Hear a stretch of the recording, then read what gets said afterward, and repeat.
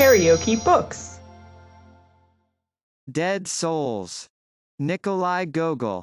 Translated by Charles James Hogarth. Chapter 9. Next morning, before the usual hour for paying calls, there tripped from the portals of an orange-colored wooden house with an attic story and a row of blue pillars a lady in an elegant plaid cloak. With her came a footman in a many-caped greatcoat and a polished top hat with a gold band. Hastily, but gracefully, the lady ascended the steps let down from a koliaska which was standing before the entrance, and as soon as she had done so the footman shut her in, put up the steps again, and, catching hold of the strap behind the vehicle, shouted to the coachman, "Right away." The reason of all this was that the lady was the possessor of a piece of intelligence that she was burning to communicate to a fellow creature. Every moment she kept looking out of the carriage window, and perceiving, with almost speechless vexation, that, as yet, she was but halfway on her journey. The fronts of the houses appeared to her longer than usual, and in particular did the front of the White Stone Hospital, with its rows of narrow windows, seem interminable to a degree which at length forced her to ejaculate, "Oh, the cursed building! Positively there is no end to it." Also, she twice adjured the coachman with the words, "Go quicker, Andrusha! You are a horribly long time over the journey this morning." But at length the goal was reached, and the koliaska stopped before a one-storied wooden mansion, dark grey in color, and having white carvings over the windows, a tall wooden fence and narrow garden in front of the latter, and a few meager trees looming white with an incongruous coating of road dust. In the windows of the building were also a few flower pots and a parrot that kept alternately dancing on the floor of its cage and hanging on to the ring of the same with its beak. Also, in the sunshine before the door 2 pet dogs were sleeping. Here there lived the lady's bosom friend. As soon as the bosom friend in question learned of the newcomer's arrival, she ran down into the hall, and the 2 ladies kissed and embraced one another. Then they adjourned to the drawing-room. "How glad I am to see you," said the bosom friend. "When I heard someone arriving I wondered who could possibly be calling so early." Parasha declared that it must be the vice-governor's wife, so, as I did not want to be bored with her, I gave orders that I was to be reported, not at home. For her part, the guest would have liked to have proceeded to business by communicating her tidings, but a sudden exclamation from the hostess imparted, temporarily, a new direction to the conversation. "What a pretty chintz!" she cried, gazing at the other's gown. "Yes, it is pretty," agreed the visitor. "On the other hand, Praskovia Thedorovna thinks that."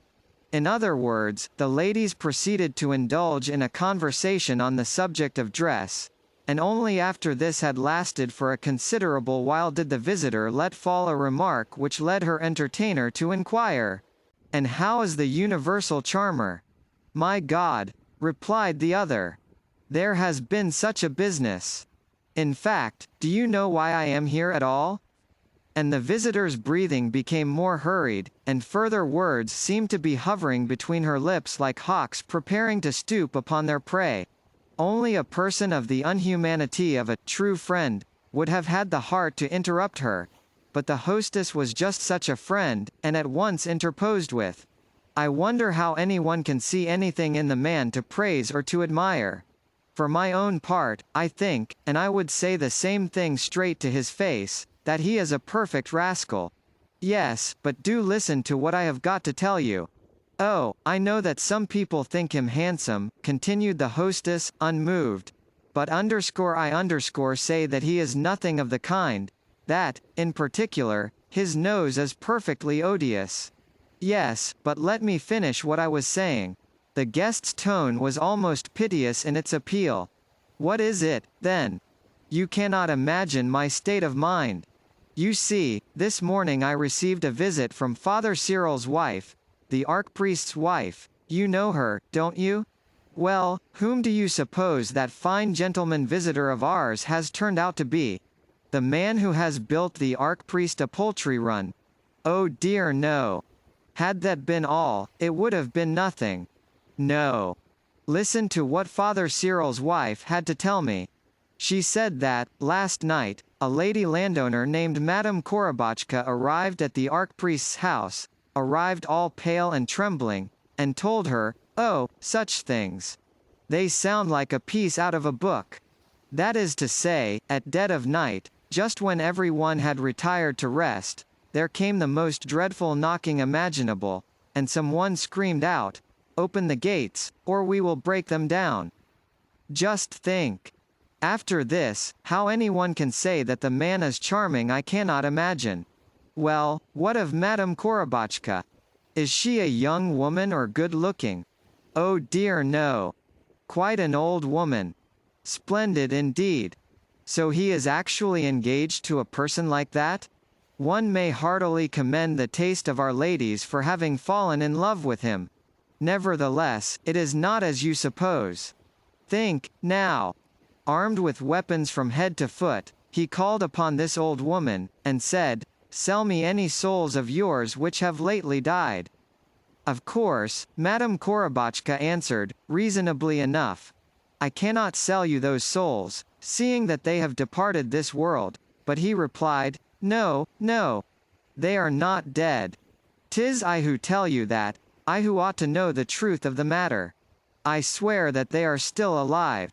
In short, he made such a scene that the whole village came running to the house, and children screamed, and men shouted, and no one could tell what it was all about. The affair seemed to me so horrible, so utterly horrible, that I trembled beyond belief as I listened to the story. My dearest madam, said my maid, Mashka, pray look at yourself in the mirror, and see how white you are. But I have no time for that, I replied, as I must be off to tell my friend, Anna Grigorievna, the news. Nor did I lose a moment in ordering the kolyaska. Yet when my coachman, Andrusha, asked me for directions I could not get a word out. I just stood staring at him like a fool, until I thought he must think me mad. Oh, Anna Grigorievna, if you but knew how upset I am. What a strange affair, commented the hostess. What on earth can the man have meant by dead souls? I confess that the words pass my understanding. Curiously enough, this is the second time I have heard speak of those souls. True, my husband avers that Nozdrev was lying. Yet in his lies there seems to have been a grain of truth. Well, just think of my state when I heard all this. And now, apparently said Korobotchka to the archpriest's wife, I am altogether at a loss what to do, for, throwing me 15 rubles, the man forced me to sign a worthless paper. Yes, me, an inexperienced, defenseless widow who knows nothing of business. That such things should happen. Try and imagine my feelings. In my opinion, there is in this more than the dead souls which meet the eye. I think so too, agreed the other. As a matter of fact, her friend's remark had struck her with complete surprise, as well as filled her with curiosity to know what the word more might possibly signify. In fact, she felt driven to inquire, what do you suppose to be hidden beneath it all? No, tell me what you suppose. What I suppose? I am at a loss to conjecture. Yes, but tell me what is in your mind. Upon this the visitor had to confess herself nonplussed. For, though capable of growing hysterical, she was incapable of propounding any rational theory. Consequently she felt the more that she needed tender comfort and advice. Then this is what I think about the dead souls, said the hostess. Instantly the guest pricked up her ears, or, rather, they pricked themselves up, and straightened herself and became, somehow, more modish, and, despite her not inconsiderable weight, posed herself to look like a piece of thistledown floating on the breeze. The dead souls, began the hostess. Are what? Inquired the guest in great excitement. Are. Tell me, for heaven's sake. They are an invention to conceal something else. The man's real object is, to abduct the governor's daughter. So startling and unexpected was this conclusion that the guest sat reduced to a state of pale, petrified, genuine amazement. My God, she cried, clapping her hands, I should never have guessed it. Well, to tell you the truth, I guessed it as soon as ever you opened your mouth. So much, then, for educating girls like the governor's daughter at school. Just see what comes of it. Yes, indeed. And they tell me that she says things which I hesitate even to repeat. Truly it wrings one's heart to see to what lengths immorality has come. Some of the men have quite lost their heads about her, but for my part one think her not worth noticing. Of course. And her manners are unbearable. But what puzzles me most is how a travelled man like Chichikov could come to let himself in for such an affair. Surely he must have accomplices? Yes, and I should say that one of those accomplices is Nozdrev. Surely not? Certainly I should say so. Why, I have known him even try to sell his own father. At all events he staked him at cards. Indeed? You interest me. I should never had thought him capable of such things. I always guessed him to be so. The two ladies were still discussing the matter with acumen and success when there walked into the room the public prosecutor, bushy eyebrows, motionless features, blinking eyes, and all. At once the ladies hastened to inform him of the events related, adducing therewith full details both as to the purchase of dead souls and as to the scheme to abduct the governor's daughter. After which they departed in different directions, for the purpose of raising the rest of the town. For the execution of this undertaking not more than half an hour was required. So thoroughly did they succeed in throwing dust in the public's eyes that for a while every one, more especially the army of public officials, was placed in the position of a schoolboy who, while still asleep, has had a bag of pepper thrown in his face by a party of more early rising comrades. The questions now to be debated resolved themselves into two, namely, the question of the dead souls and the question of the governor's daughter. To this end two parties were formed, the men's party and the feminine section. The men's party, the more absolutely senseless of the two, devoted its attention to the dead souls. The women's party occupied itself exclusively with the alleged abduction of the governor's daughter. And here it may be said, to the ladies' credit, that the women's party displayed far more method and caution than did its rival faction, probably because the function in life of its members had always been that of managing and administering a household. With the ladies, therefore, matters soon assumed vivid and definite shape. They became clearly and irrefutably materialized. They stood stripped of all doubt and other impedimenta. Said some of the ladies in question, Chichikov had long been in love with the maiden, and the pair had kept tryst by the light of the moon, while the governor would have given his consent, seeing that Chichikov was as rich as a Jew. But for the obstacle that Chichikov had deserted a wife already, how the worthy dames came to know that he was married remains a mystery, and the said deserted wife, pining with love for her faithless husband, had sent the governor a letter of the most touching kind, so that Chichikov, on perceiving that the father and mother would never give their consent, had decided to abduct the girl. In other circles the matter was stated in a different way. That is to say, this section averred that Chichikov did not possess a wife, but that, as a man of subtlety and experience, he had bethought him of obtaining the daughter's hand through the expedient of first tackling the mother and carrying on with her an ardent liaison, and that, thereafter, he had made an application for the desired hand, but that the mother, fearing to commit a sin against religion, and feeling in her heart certain gnawings of conscience, had returned a blank refusal to Chichikov's request. Whereupon Chichikov had decided to carry out the abduction alleged. To the foregoing, of course, there became appended various additional proofs and items of evidence, in proportion as the sensation spread to more remote corners of the town. At length, with these perfectings, the affair reached the ears of the governor's wife herself. Naturally, as the mother of a family, and as the first lady in the town, and as a matron who had never before been suspected of things of the kind, she was highly offended when she heard the stories, and very justly so. With the result that her poor young daughter, though innocent, had to endure about as unpleasant a tête-à-tête as ever befell a maiden of 16, while, for his part, the Swiss footman received orders never at any time to admit Chichikov to the house. Having done their business with the governor's wife, the ladies' party descended upon the male section, with a view to influencing it to their own side by asserting that the dead souls were an invention used solely for the purpose of diverting suspicion and successfully effecting the abduction. And, indeed, more than one man was converted, and joined the feminine camp, in spite of the fact that thereby such seceders incurred strong names from their late comrades. Names such as, old women, petticoats, and others of a nature peculiarly offensive to the male sex.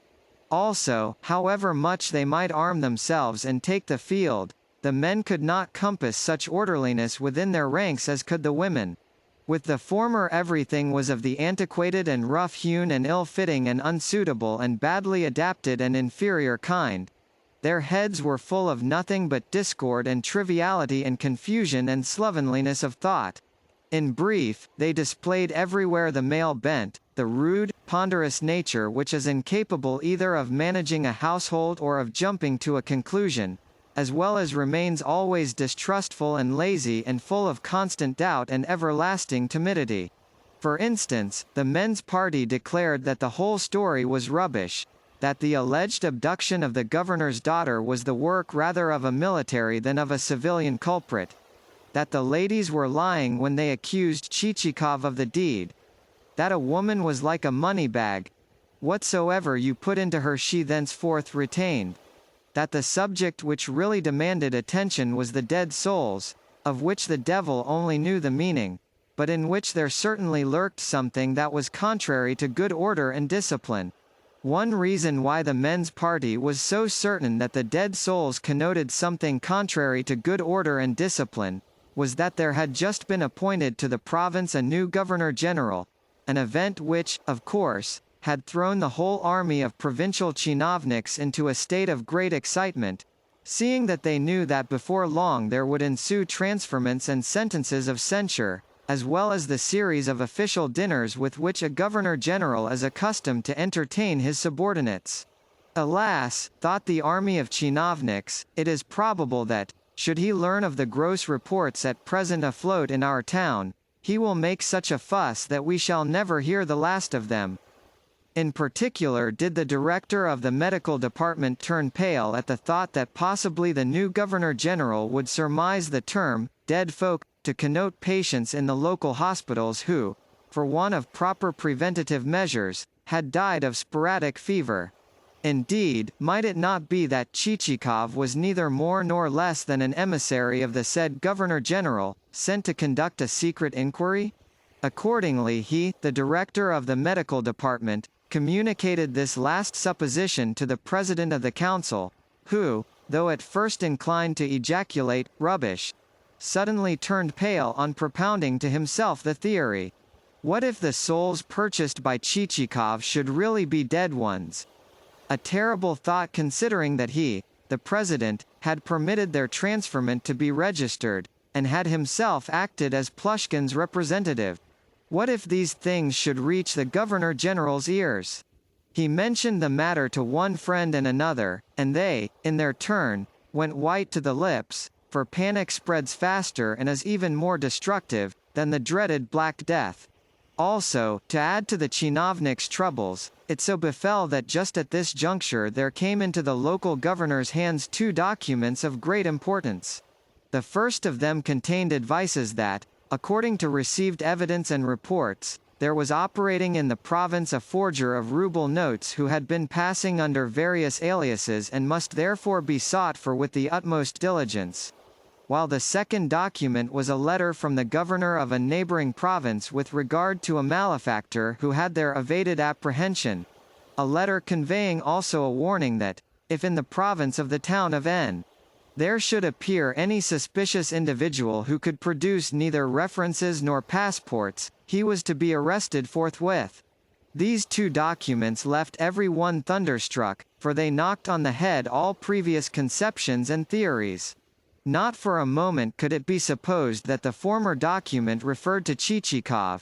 Yet, as each man pondered the position from his own point of view, he remembered that no one really knew who Chichikov was. as also that his vague references to himself had, yes, included statements that his career in the service had suffered much to the cause of truth, and that he possessed a number of enemies who were seeking his life. This gave the chinovniks further food for thought. Perhaps his life really did stand in danger? Perhaps he really was being sought for by someone? Perhaps he really had done something of the kind above referred to? As a matter of fact, who was he? Not that it could actually be supposed that he was a forger of notes, still less a brigand, seeing that his exterior was respectable in the highest degree. Yet who was he? At length the chinovniks decided to make inquiries among those of whom he had purchased souls, in order that at least it might be learnt what the purchases had consisted of, and what exactly underlay them, and whether, in passing, he had explained to anyone his real intentions, or revealed to anyone his identity. In the first instance, therefore, resort was had to Korobotchka. Yet little was gleaned from that source, merely a statement that he had bought of her some souls for 15 rubles apiece, and also a quantity of feathers, while promising also to buy some other commodities in the future, seeing that, in particular, he had entered into a contract with the treasury for lard, a fact constituting fairly presumptive proof that the man was a rogue, seeing that just such another fellow had bought a quantity of feathers, yet had cheated folk all round, and, in particular, had done the archpriest out of over 100 rubles. Thus the net result of Madame's cross-examination was to convince the chinovniks that she was a garrulous, silly old woman. With regard to Maniloff, he replied that he would answer for Chichikov as he would for himself, and that he would gladly sacrifice his property in toto if thereby he could attain even a tithe of the qualities which Paul Ivanovitch possessed.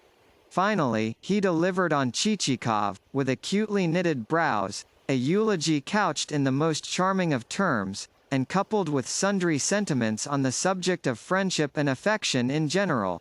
True, these remarks sufficed to indicate the tender impulses of the speaker's heart, but also they did nothing to enlighten his examiners concerning the business that was actually at hand. As for Sobokovitch, that landowner replied that he considered Chichikov an excellent fellow, as well as that the souls whom he had sold to his visitor had been in the truest sense of the word alive, but that he could not answer for anything which might occur in the future, seeing that any difficulties which might arise in the course of the actual transferment of souls would not be his fault, in view of the fact that God was Lord of all, and that fevers and other mortal complaints were so numerous in the world, and that instances of whole villages perishing through the same could be found on record.